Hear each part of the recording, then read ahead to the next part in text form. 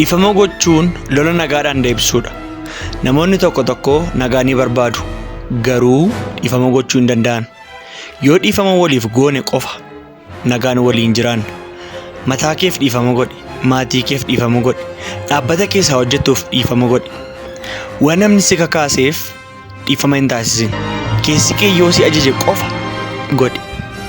Waaqaafis namaafis jettee dhiifama hin taasisin. Ofii keef jedhii dhiifama godhi. Jireenyi jaalala hin qabnee fi mukti firii hin naqanne tokko dhiifama malee waa'ee borii yaaduu fuulduratti adeemuu hin dandeessu. Dhiifama taasisi. Ati dhugaa waan dhoksaniif, sobaan maqaa kee waan balleessaniif, maatii kee waan diiganiif itti gaddite ta'a. Dhiisiif. Macaafa qulqulluun diina keeyyuu jaalladhu jedha.